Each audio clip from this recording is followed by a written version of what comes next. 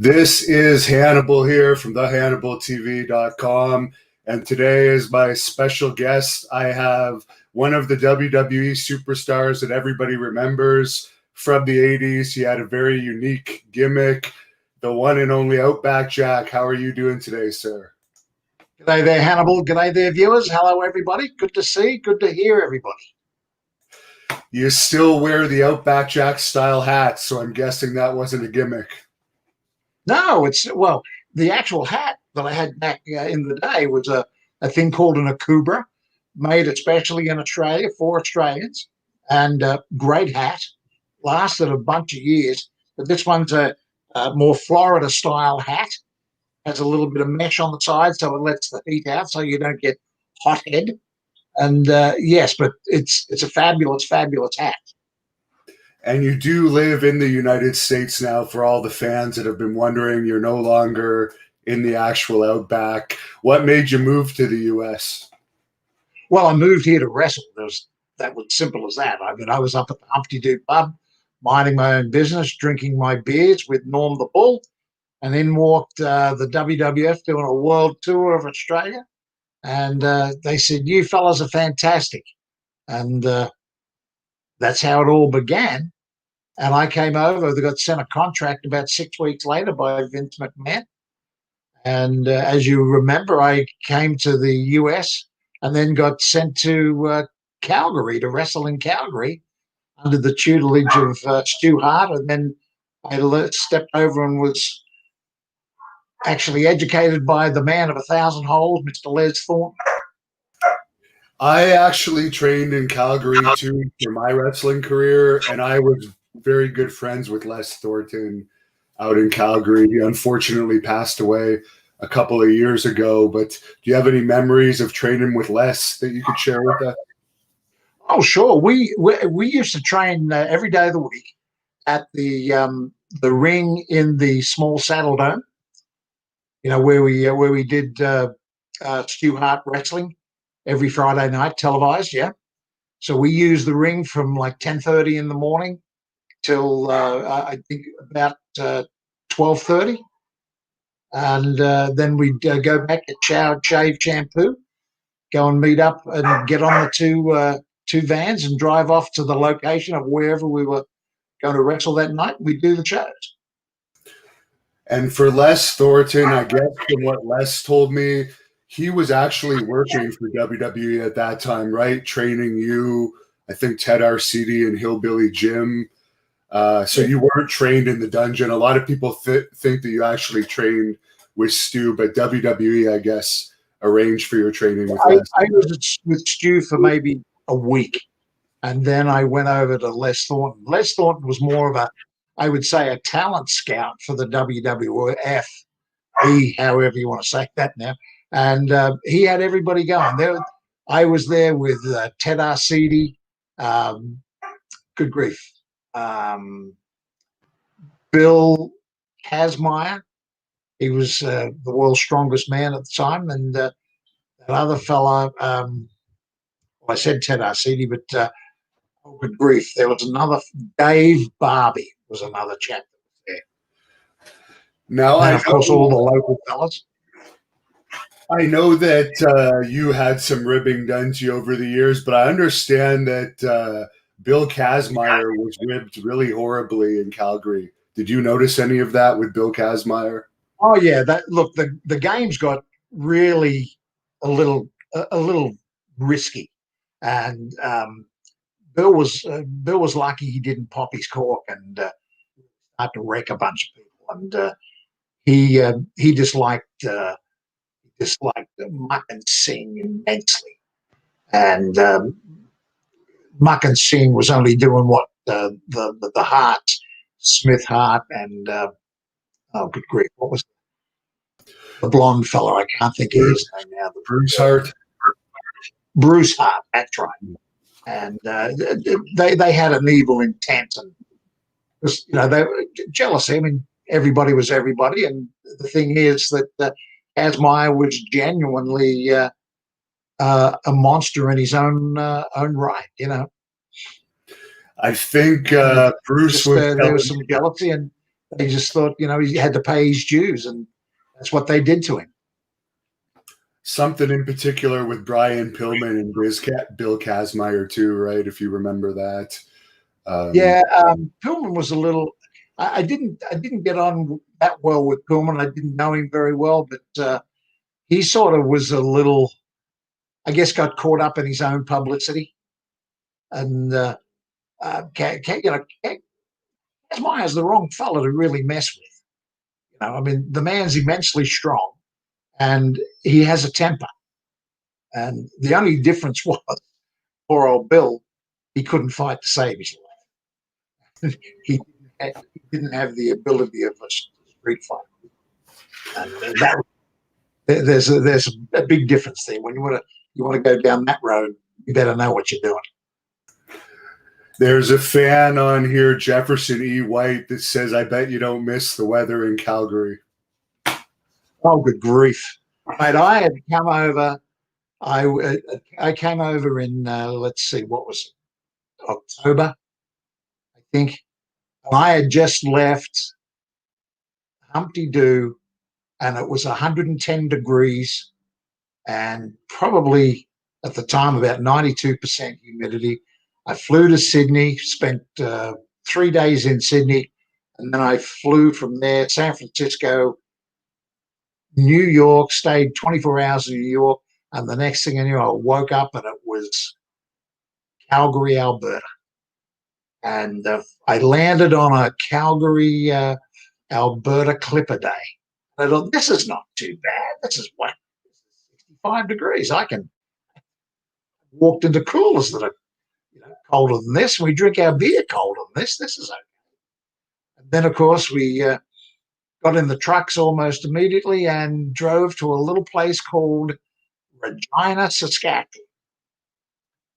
And when we got there, there was a blizzard. And of course, it was 40 degrees Celsius below zero. And that was a big difference. So I don't miss the weather in Did you have any contact with the British Bulldogs before you went to WWE from those Calgary days? Because I think they lived in Calgary at that time still. They all did, and no, I didn't. I mean, there was a couple of shows we did at the full size Saddle Dome when the WWF was in town, but the Bulldogs were on top with the Heart Foundation, of course, and we did our simple things, whatever. I remember I was on an undercard for sure, but no, as far as having anything to do with them, no, I didn't have anything to do with them until I got to the WWF, and I think it was down in the Meadowlands, something like that. For your Stampede wrestling career, who were some of the main wrestlers you feuded with when you were in Calgary? I know you weren't there very long, but I'm sure you. Yeah, I did feud with Martin Singh. Good grief! There was a chap there that was, I can't think of his name now, but he was a Russian, very handsome fellow, constant 5 o'clock shadow. And of course, there was Angel. Angel looked like El Castro. Oh, Angel, smaller chap, but Cuban assassin, right? Say again. Was he the Cuban assassin? The Cuban assassin. That's it. Cuban assassin. He had this little thing because of his beard. He always used to flick himself under the chin. And he was grooming his beard, but under his chin, he would tuck his head, and under the chin, he carried a knife. So he would put his hand below his beard, lift his chin, and drop his knife into his hand. It was the Cuban assassin was always armed and always an assassin. I know that the Cuban assassin actually got into a real fight with Bad News Brown at a WWE event, and that's what caused the Cuban never to get signed by WWE. Do you remember ever hearing about that, or were you there for that? No, I don't. I was there with Bad News Brown. I put him over a bunch of times to make him look good. He was all right, but I think he thought he was more than what he was. I don't know. I mean, we all had some fairly substantial egos, but I didn't know that he didn't do well with the Cuban Assassin. Apparently, it had something to do with their wives. They were in a feud, and then it spilled over towards them. But I guess that's why the Cuban Assassin was never in WWE, because there was an actual fight with those two when the Cuban was supposed to have his tryout. I don't know. I don't know. The other thing, he was a good character, of course, and he was true to who he was. But the thing was, he was at the time the WWE wanted big, and the Cuban Assassin. I don't think he tipped the scales at 5'8", and everybody was. I think the smallest fellow was like 2. Blokes me in there like 6'5", and a couple of fellas were 6'6". Big John Studd was in there at 6'10". They were the place was set up for big fellas. Maybe it was that Vince didn't want to go that way. I truly don't know. I'm just making it up out of my own head. And for Stampede Wrestling, was there much of a party scene there? Because I know the drives were really long, so there probably wasn't time to go out to the bars after the shows, I'd imagine.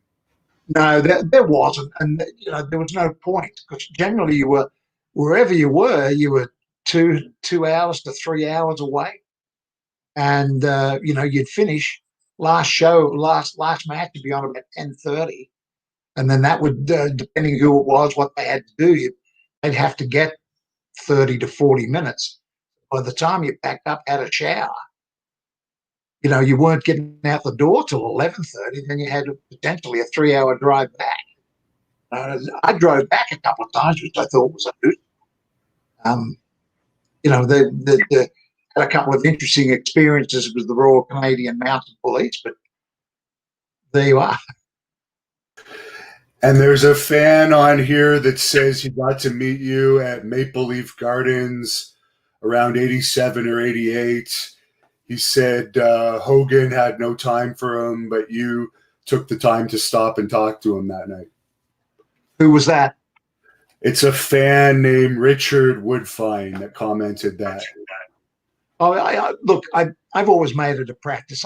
I do anything for the fans, as best as I can. That's the fact of the matter is they make the business. We are because of they, as it were, So why would I not take the time to sign an autograph, shake hands, and have a bit of a chin wag? Now, I understand you didn't really have a gimmick. You were really an Outback type of person. Could you tell us a little bit about your life before wrestling in Australia? Sure. I was just a normal fella. I did some odd things way back, and then I decided to get out of the way for a little while, and I went bush. I grew up in the bush anyway, and I grew up on a chicken farm. We grew 50,000 chickens for slaughter, and we grew turkeys and things like that, and I lived right on a 1,100-acre dairy. So it was small farms, but then I moved out into the bush to the big stuff, where the smallest farm around would be 600,000 acres. I worked on a place called Mary and Joe Grove's place, just out of Humpty Doo. They had 670 square miles, and it was a decent sized place. I remember I took the boys out there. We drove from the Humpty Doo pub out along the road that led you in Barnum Land, and we got to their front gate, and then they said, "Well, where's the farmhouse?" I said, "Well, the farmhouse is 2 hours up this driveway at 40 miles an hour." It meant we were still 80 miles from the house, so it was a decent sized property. Did you actually hunt gators ever in real life? Say again? Did you actually hunt alligators ever? Because I think maybe it was a crocodile on your back, but that Yes. was part of your gimmick. Did you ever actually do that? Oh, mess with crocodiles, of course. Yeah. Oh yeah. You had to watch out for them all the time. Actually, that was the thing on Mary and Joe Grove's place, during the dry season, the swamps and flatlands would all dry out, and then the alligator or the crocodiles would congregate as the water receded. They'd get more and more of them into the waterways, and of course, any cattle or buffalo that was still there, they'd want the water. Lo and behold, they had to fight the local lizards to get a drink. And then, of course, when it rained in the wet season, those same areas you could walk on for miles, they'd be under 2 or 3 feet of water. And of course, then the crocs are everywhere. And one of the things, if you lived on a river up and around in Darwin, and there were dozens and dozens and dozens of rivers, you always you kept 4 or 5 dogs. And the reason, of course, dogs would come and go. But if you were there and one of your dogs went missing, like your 5th dog went missing, you sort of didn't give it that much thought. But then if your 4th dog went missing, you started to pay a bit of attention. Then if your 3rd dog went missing, that's when you sort of sat on the back porch with a shotgun, because there was an alligator was hunting your dogs coming out of the creek. And they would have a nasty habit of coming in through the back door and tearing open your fridge and just looking for food. And they had a bad habit of eating whatever they could lay their snout to. Did you ever have any bad experiences with a snake? Because I know there's a large amount of venomous snakes in Australia. Yeah, the snakes are terribly bad. You've really got to keep your eye out. And you've just got to, if it's a dark color, like black or brown or bronze or anything like that, it's poisonous. That goes for most of them. Sort of like any spider, if it's dark, black, or it's going to also be poisonous. Ones that are bright coloured are going to generally be that way to keep their natural predators away. Other than those blue tree frogs and green tree frogs that are deadly poison in South America. No, the snakes over home, though, you would have the fierce snake, about a 10-foot long, darker coloured snake with a copper head that was about a foot. The head was colouring was back about a foot. That thing, if it bit you had about no chance to live. The eastern king browns, deadly. I mean, all of them, and of course you've got all the sea snakes if you go into the water, and the sea snakes were even deadlier than some of the snakes. Have you ever seen the Crocodile Dundee movies that were popular in the 80s? I missed that one. Say that one again, Hannibal. I was wondering if you ever saw the Crocodile Dundee movies that were popular. Oh, of course. Yeah, I was a semi-half-baked mate of Paul Hogan, and I was a closer mate to the fella Donk in all those movies. Steve Rackman is his name. He and I had been mates for years. I spent some time in Sydney. There's a fan on here asking if you could say Paul Hogan's line from that movie. That's not a knife. That's a knife. Not a knife. That's a knife. That's great. Now, when they called you up from Stampede Wrestling to WWE and they did all those vignettes with you to bring you in, what was your experience recording all those mini movies to kind of introduce the fans to you? Was it Bruce Pritchard working with you for those? No, that was done by 2 fellas, Timmy White and Steve Taylor. Steve Taylor was the photo journalist, for want of a better term, and the photographer for all WWF magazines. And Timmy White was also part of International, and he went around and was a talent scout as well with Arnold Skolin. And we used a local videographer up in the territory, and then another local videographer down in Sydney when we did this stuff at the Sydney Harbour Bridge and on Sydney Harbour and the Sydney Opera House. And I understand your first actual WWE match was in Madison Square Garden itself. The most memorable match I had, I thought, was Madison Square Garden, because I mean that's the Mecca, isn't it? That's the place everybody wants to go. And you go in for the first time, and lo and behold, you're out there dancing and prancing in front of 29,000 people. That's like nothing I'd ever experienced before. But it was great. Who were some of your favorite matches from WWE? Oh, I loved working with the Mighty Hercules. I remember we had a match once in Hershey, Pennsylvania. We ended up having to get 45 minutes, and he was great. And we had the people hanging from the ceiling. And some of the other early ones, when I first got in there, was with Moondog Spot.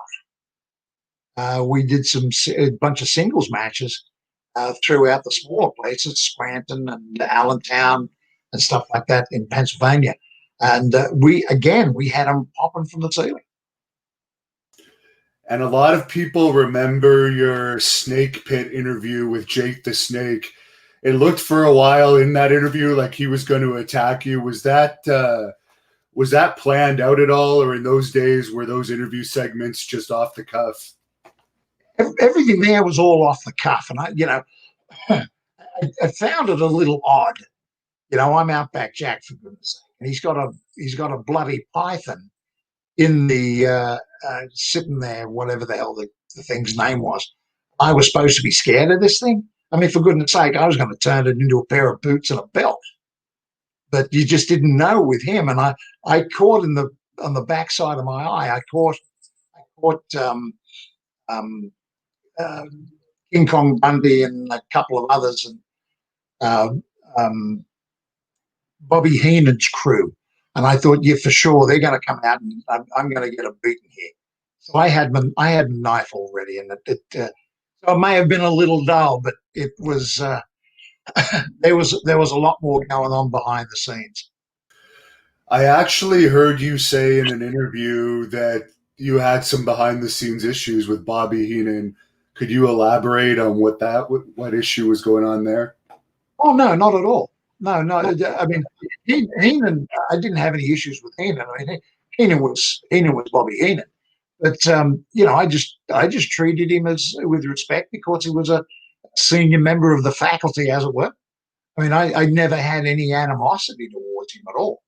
And I met his wife a couple of times. So behind the stage, it was you treated his wife respectful, you treated he respectful, and it was okay. But when you got switched on to do business, well, business is business. Now, I live actually very close to Montreal here in Ottawa, Canada, and I heard you say in another interview you had a match at the Montreal Forum where you were wrestling Steve Strong and he tried to shoot on you. Oh, yes. Could you tell us that story? That was probably the worst match I ever had. Steve Strong was known for being a crowbar. And aside from the fact that he had a magnificent body, he's got a mind the size of a peanut, and he just, beyond that, not very talented. And I don't know whether he was told by the people that they were set up the match to give me a beating, but he tried and it didn't quite work. And he was not a happy pup afterwards back in the back room. I remember I drove my fist into his belly right up to his backbone, and he had to go over. I picked him up, slammed him to the roll-up small package, 1, 2, 3, threw him off, and got up and just left. He landed a bunch of good punches, and he hit me so hard in the jaw. I went back along the side of the ropes there, and I thought, Jesus, if I don't hang on to these ropes, I'm going to fall down. And this prick's not going to knock me down. Through that. And he wasn't even under contract with WWE, would he? He would have just been like an extra, wouldn't he? Just working. he tried to get in several times, and he pulled the same stunts at TV, and he'd beat up on these young jobbers at TV, and I mean beat them up. It's like it's unnecessary. This kid's going to put you over and make you look good. What are you leaving knuckle imprints in the side of his head for, you moron? He wasn't a nice fella. I don't know what he's doing now, and quite frankly, I don't care. He's kind of fallen off the radar, and there was actually two Steve Strongs, and the one from California is a really nice guy. The one you're talking about, I think, is Steve DeSalvo or something. His last name.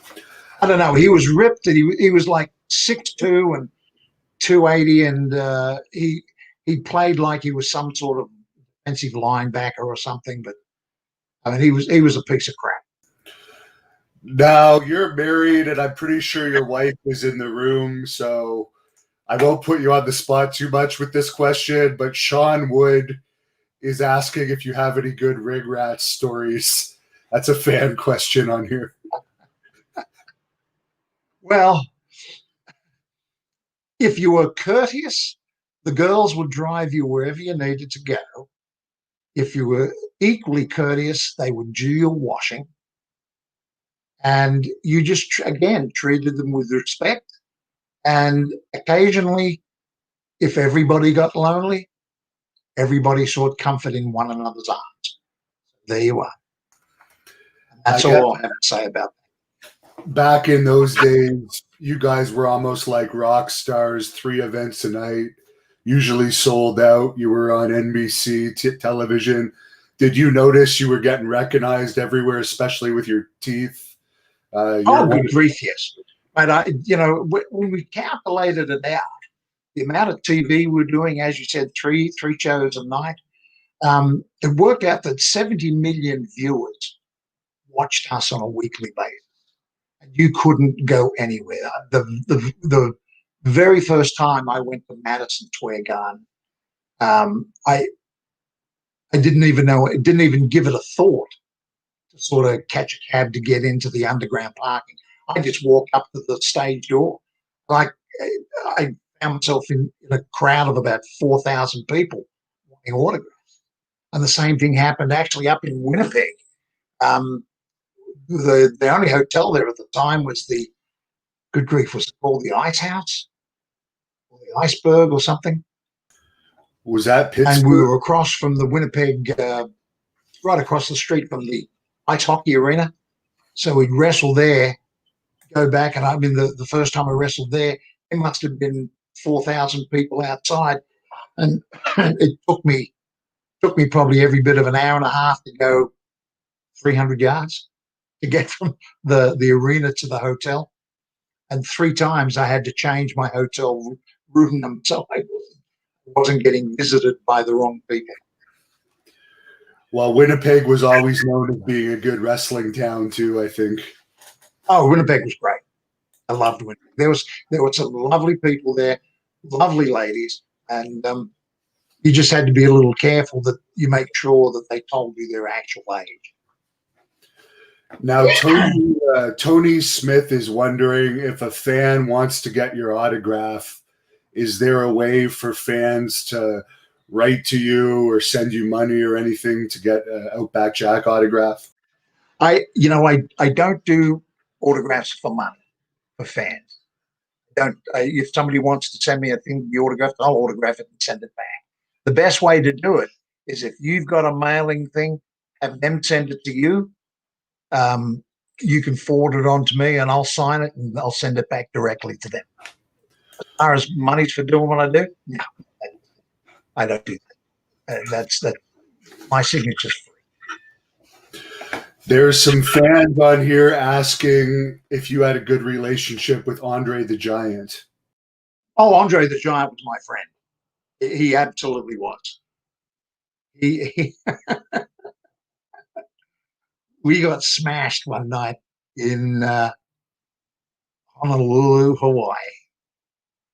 And there was no way in the world I could keep up with him. He must have drunk 11 or 15 bottles of red wine. And I drank probably 20 bottles of beer, but I was anyway. We tried to get into his room, Jimmy White and I, and Andre was as full as a tin. Well, I've got him under one armpit. We get him through the door, and as he's going, he lost balance and he fell against the door jamb with my head between his arm and the door jamb. He almost knocked me out. We eventually got him inside and got him on bed to sleep. And then I think I had a concussion for 3 days or a hangover, one or the other. Did you ever travel with him on the road if you got along with him? I know that he used to bring some of his companions along with him from time to time. Oh, sure. I mean, we would always end up in the same place as far as riding in a car with him or anything like that. No, that was reserved. Timmy White used to drive him, and he had a couple of his mates there, Frenchie and other chaps, and you know, he was always well taken care of. He had an entourage that was he needed. And as far as the I'll tell you another story about him. Oh, sure. We went to Sydney for WrestleMania 3, and we were promoting WrestleMania 3. And we were staying at the Sheraton Wentworth, a 5-star hotel in Sydney, and it was my birthday. And Andre bought dinner. You could never put your hand in your pocket when Andre was around. Anyway, after dinner, the question came out about dessert. And then about 5 minutes later, out comes this beautiful 7-layer dark chocolate layer cake, ganache icing over the top with happy birthday Outback on it. And that was amazing. Absolutely amazing. And we sat there, and between the four of us that were at dinner, we ate the entire cake. Now, you were legitimately 6'6", weren't you? And over 300 pounds for those wondering. Oh, 300 pounds, legitimate 6'5". So very big boy. I was told lots of people wanted me to ask you about the Bulldogs allegedly targeting you. And apparently at one point they halcyoned you. Could you tell us where that started? Apparently Dynamite Kid claimed that you said you could outdrink any Englishman, and it kind of snowballed from there. Yeah, I just wanted to have a beer, and it's one of those things. I could drink you under the table, just simple bravado. And of course, he dropped a couple of halcyons in a beer, and I was completely screwed up, and that just started from there. And he was a nasty piece of work. And look, he's gone, and that's too bad. And we did not like one another, and he was a bad man.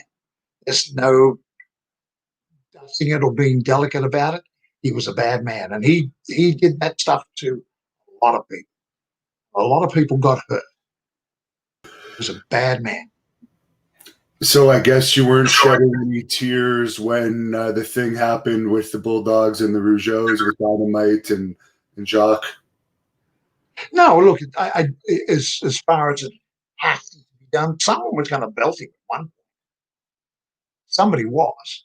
I mean, there was an incident that took place in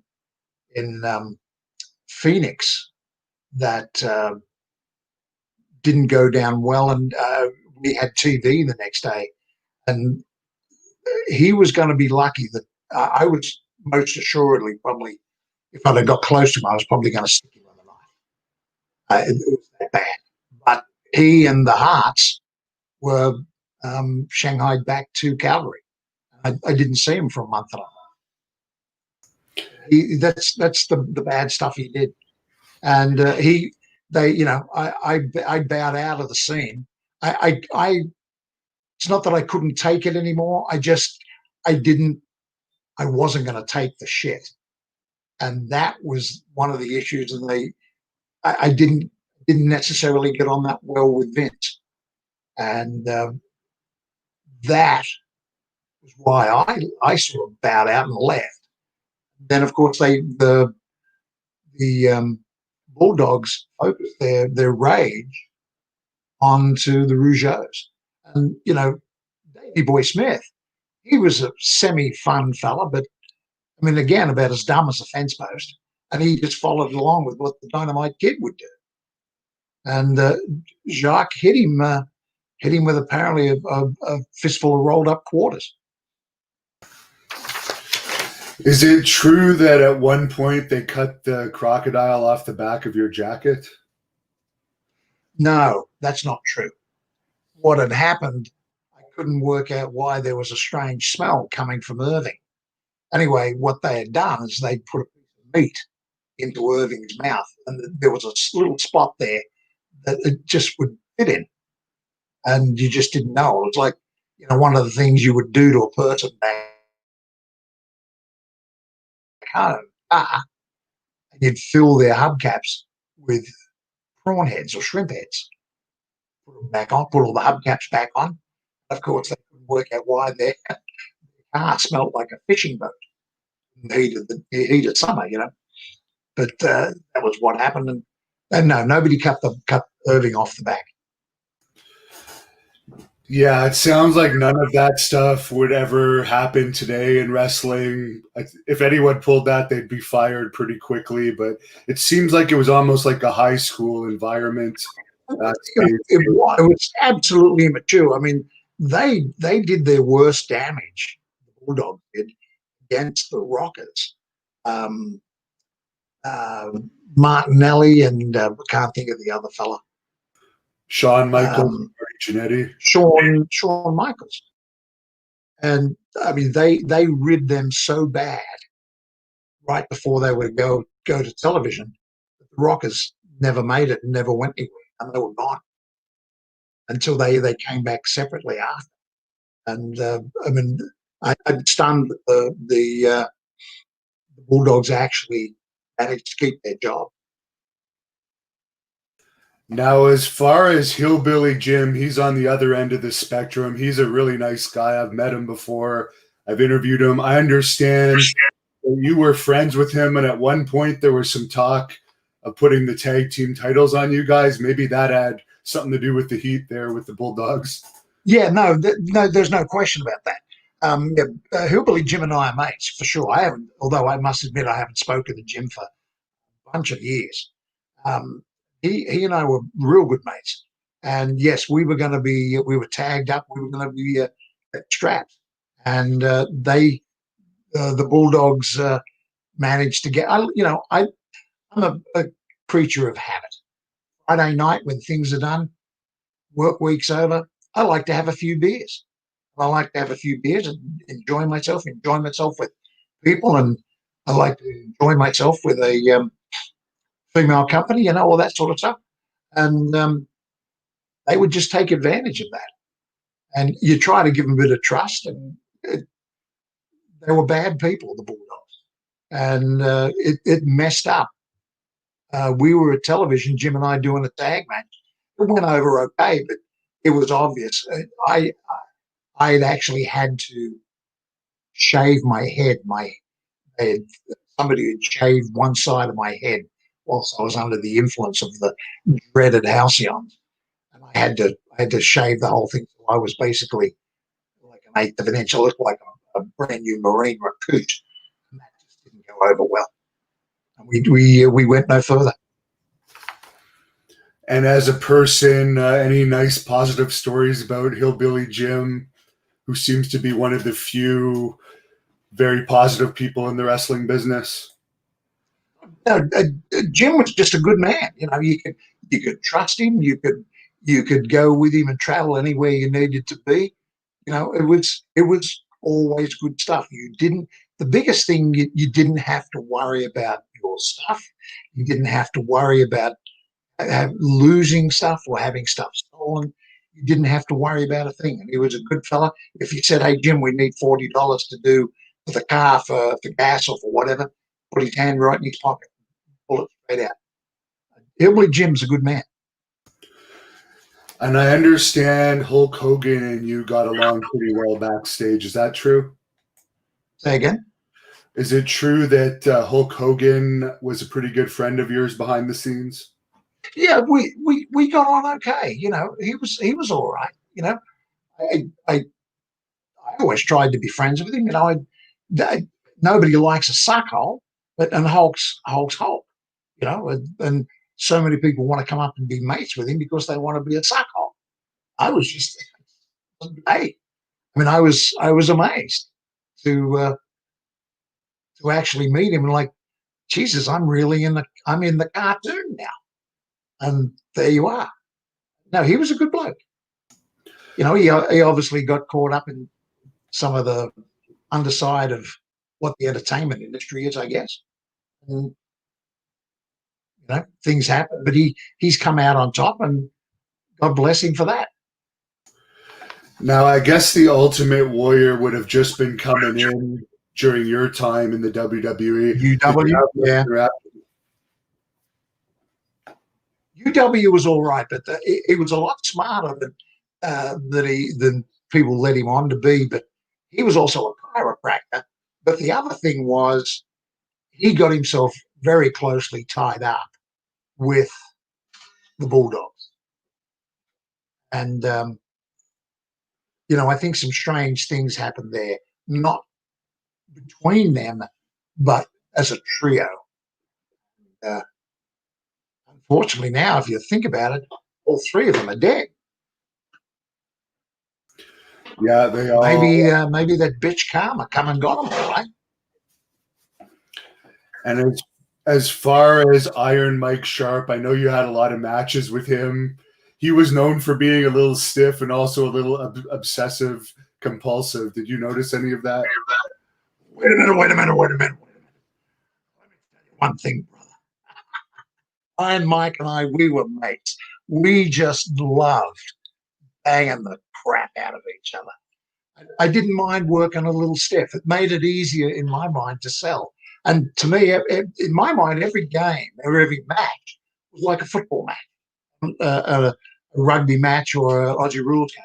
And you played, and if you didn't have a little bit of blood or some bark off somewhere, it wasn't like you hadn't stepped onto the field. And you could always guarantee on having some bark off your body, a welt or a bruise or a nick or a cut from going around with Iron Mike Sharp. And him and his that gauntlet he had. If it came undone, you had to watch out where it went because it would wrap around your face and cut the head off. Iron Mike Sharp was wonderful. He did have that one little mix up with Billy Jack Haynes. Were you backstage when him and Billy Jack got into it after a match? No, I'd heard about it. I was on a different cycle. I was on a different tour group at that point. Um, Apparently they did because I think Iron Mike thought he could. He thought he could fight. He can. I mean, he could. But I think I think Billy Jack Haynes came from a bit of a tougher school, and I think Billy Jack threw a left hand that just Mike didn't know what was going on, and he was sitting on the ground on his ass. And I think one of the things Iron Mike had been a Golden Gloves contender or something like that, so he could box. But again, when you get in the locker room, there's no Marcus Queensberry rules. Very true. And And how did you get along with the Junkyard Dog?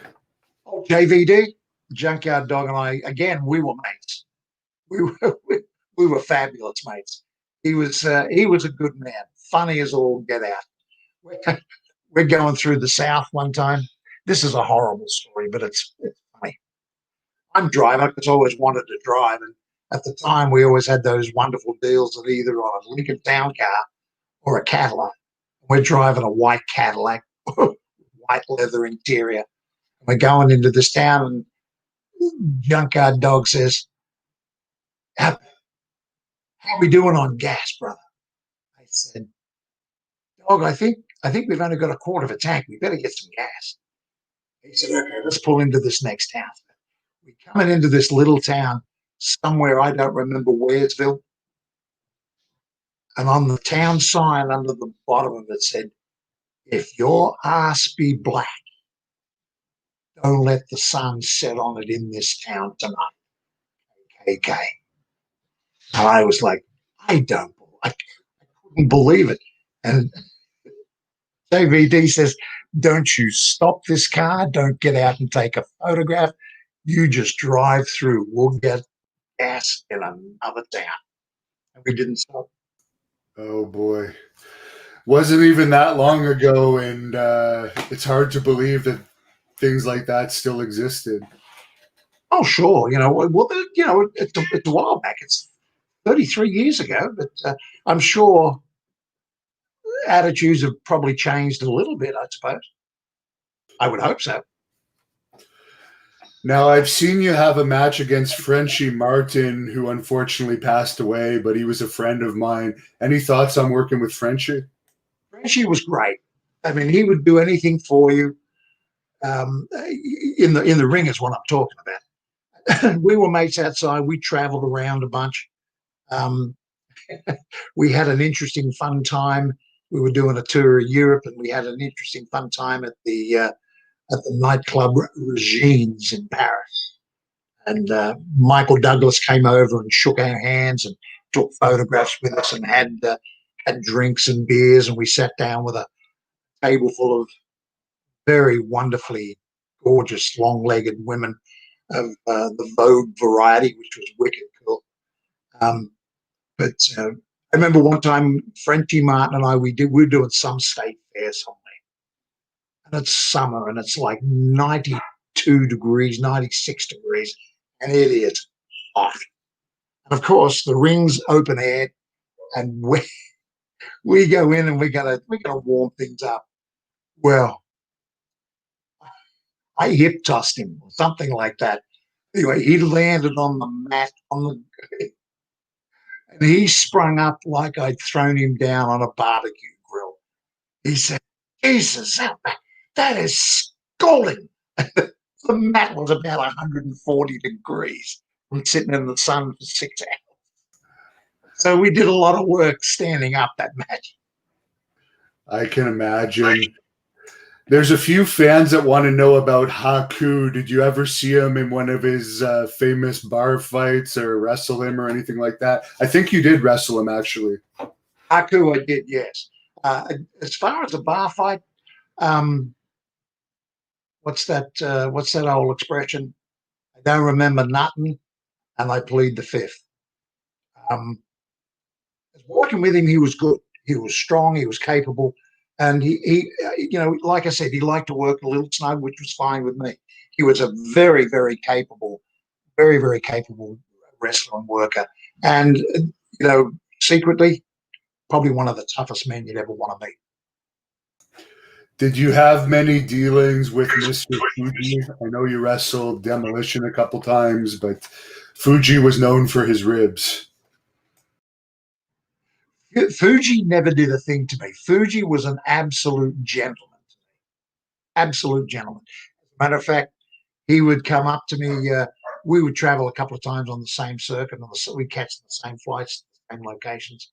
And he'd come up to me and he'd say, "You got your ticket?" "Yeah." "Give me your ticket." So I'd hand him over my ticket. He'd go up to the ticket counter and yabba yabba, talk, clickety clack, clack. Come back, he said, "Yeah, we upgraded." He did that to me like 5 or 6 times, and he had zillions of miles. And the other thing, I did not know that he was the cousin of, or sorry, brother-in-law of Senator Inouye from Hawaii. But Fuji was also, he could get nasty. There's no question. But you had to be nasty to Fuji to get nasty. You did, it was the end. Fuji got nasty at you. Did you ever actually wrestle in Australia under the WWE back when you were in the WWE? No, never. We never got a chance to go then. That's really too bad because you would have been over like crazy over there, I'd And imagine. grief, yes, no question. And I guess Jim Troy was the head of International at the time, and I guess he just couldn't put a tour together. Well, maybe if they ever do a WrestleMania there, they'll put you in the Hall of Fame because they always put the locals in the Hall of Fame whenever they do WrestleManias in an area. Do you think you'll ever be in there? Because you were a very memorable character. Look, it would be a great honor to be in the Hall of Fame because everybody that's in there deserves it. And even though my career was relatively short, I've been loyal to the business. I've said a few controversial things about people that are controversial, and if you can't take a little bit of straight talk, well then tough titty. And if you don't want to put me in because of that, then you're a bitch. And it's simple as that. But it would be an honor to be in there. Of course it would. You know, I don't quite know what I would say. I mean, I haven't given it much thought, but it would be lovely. For your action figure alone, you might deserve it because I know everyone had your action figure. I hope you had good royalties from that. I'm not sure how the royalties worked in those days, but The royalties for me for my action figure was 1/4 of 1 penny per doll. So I had to sell 4 dolls to make. I had to sell 400 dolls to make a dollar. wow. There were fortunately millions upon millions of dolls sold. So it And my added. favorite one is Outback Jack, who jumped into the bath every night with my son Charlie. He thought it was the greatest thing. He would have his ship set up, and he would crash tackle the naval vessels off the side of the bath with Outback Jack, and of course we'd sink it right away. Now you have a match that's online on YouTube against Rick Rude that has a lot of views. Do you have any recollection of being in the ring with Rick? Yeah, I worked with Rick Rude probably half a dozen, maybe 10 times. A decent bloke, strong, very capable. A couple of times he got a little forgetful in there. He'd say, what, give you the hint of what you got, and next thing you know, you'd have an elbow crash into your face. But a good fella, a good character, and again, a decent bloke. And it's sad the way he managed to let himself leave. Yeah, it's unfortunate. I mean, leave the planet. Leave the planet. There's lots of rumors regarding that we don't have to get into, but it sounds like it was very unfortunate. He was only 40 or something like that. 42, 40, yeah, something like that. Yeah. Rick Brooks, a fan, is asking if you feel your biggest win in WWE was over former world champion, the Iron Sheik. Oh, yeah, yeah, yeah. At the back of Jack Brother. I can't believe these cantalopians. Sheiky and I, behind the scenes, we were good mates. Sheiky was probably the world's toughest man.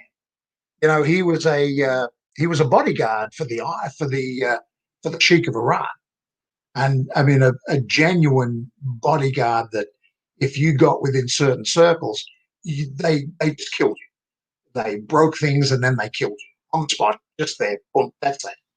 So you didn't ever want to mess with Sheiky, and he just had that. I never ever saw him really in the gym, but he did stuff with dumbbells. He'd roll them and twist them, and an incredible fellow. And the Iron Sheik and I, he was a good fella. We, I remember we did a match. We did a match in Landover, Maryland. I said, "What do you want to do, Sheik?" He said, "We want to keep away from one another for the whole match." I said, "How are we going to do that?" "Watch me." We did our stuff, and he started to sing his national anthem. I let him finish. I snatched the microphone and started to sing the U.S. national anthem, and then the chase was on. We ran in and out through the ropes, down the ropes. I mean, and we got 30 minutes chasing one another around the ring. I got back into the back, and I'm like, I was sucking wind like, Cheeky, you blew me up just running me around, mate. He was good. Oh, There's I tell you a funny story. Tell you a funny story. We're doing Europe, and Sheik and I are in the advance guard. And excuse me, I got to scratch my eye. We're on this TV show, late night show, and it's the fellow that runs it or is the host is like Johnny. Good grief, the late night show host, Johnny. Johnny Good grief, I'm getting Alzheimer's. Johnny Carson. Johnny Carson. There you go. But this fellow was in like 7 countries. You know, France, Italy, Germany. I mean, all over. And we're doing a tour. We're going to be there in about 4 days. And we're talking, and Sheiky's on one side of the stage, I'm on the other, and Sheiky and I worked out a spot. Yeah. And again, we're gonna go to fight one another, and Sheiky's gonna get on his bike, and I'm gonna chase him. Yeah. So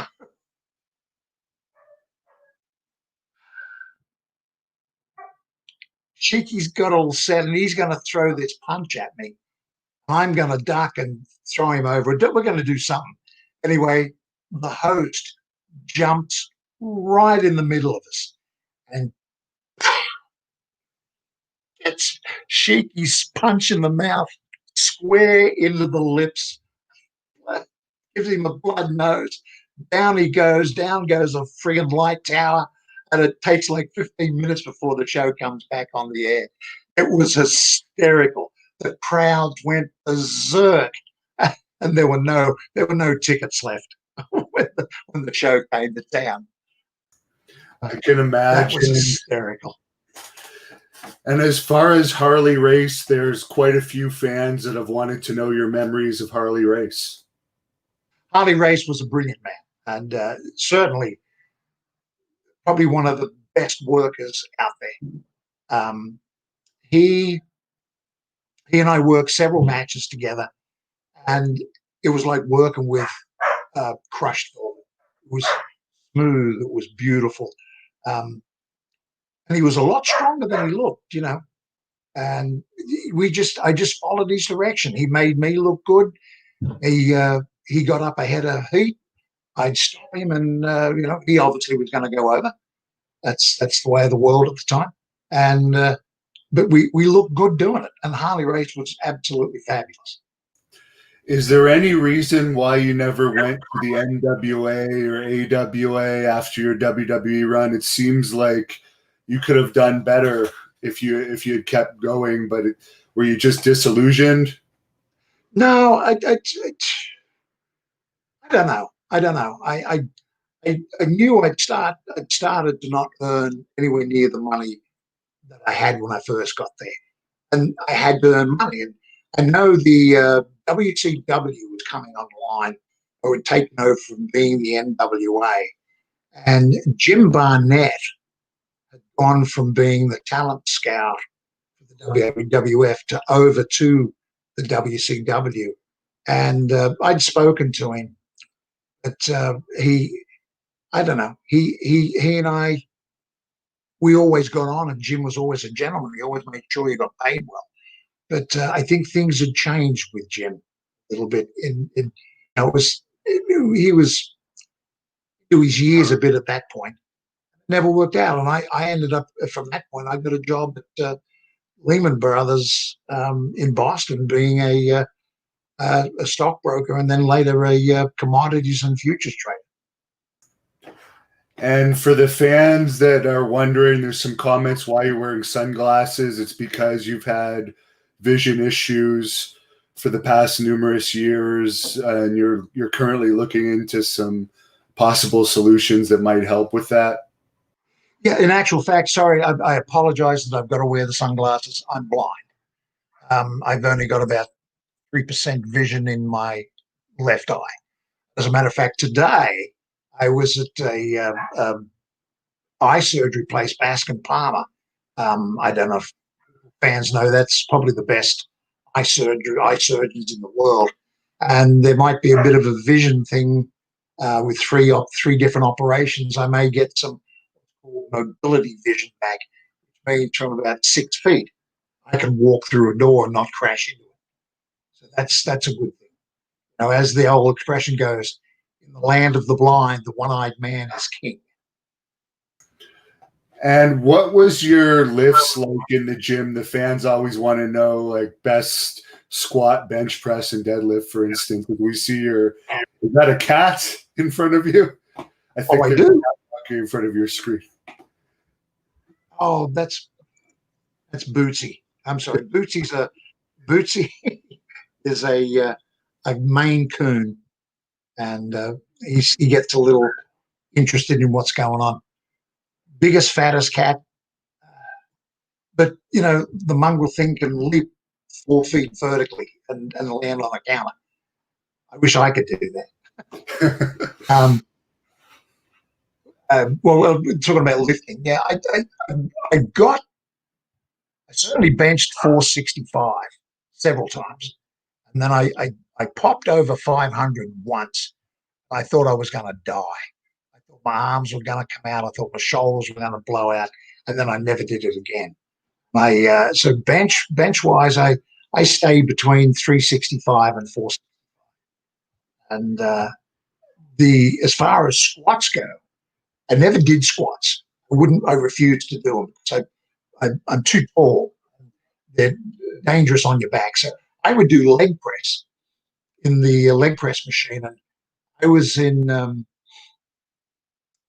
Pittsburgh, PA, and I was working out with Hercules. We were doing legs, and we got into this machine, and we loaded it up. We put 28 big plates on the machine. I strapped our legs, and you had to be held in by 2 people. And we would do sets of 12. We did 3 sets of 12 with 28 big plates. It was like 1,400 pounds. That was some serious stuff. And of course, we went back to the hotel, laid down, had a sleep, got up, and then tried to move to go to the back. Couldn't get our legs off the bed because of all the lactic acid in there. And final question here as we wrap up. Were you disappointed at all that they never turned you heel at the end and maybe gave you a run against some of the big baby faces in WWF at the time? No, I wasn't. The only thing I really was disappointed at, Vince brought in this bloke called the Skinner, who was obviously a Hunter and Skinner, but he was the perfect heel, and I thought the perfect foil Outback Jack as an animal activist. I thought we could have gone around the country months working that gimmick and that angle. But he wouldn't do it. And look, if Vince didn't think of it, he wouldn't do it. Simple as that. Well, your fans But you can see where I go, how that would be just a natural fit. Outback Jack versus the Skinner. Oh yeah, and it would have boosted Skinner up a little bit too, because Skinner didn't really have any memorable feuds. He didn't really go anywhere. No. All I remember is he wrestled Bret Hart once. That was probably his biggest match, but you would have been a great foil for him. You're right. It's too bad they dropped the ball there. You still would have been. That was only a few years after your run too, so you would have been. Yeah, I'd have come back for that.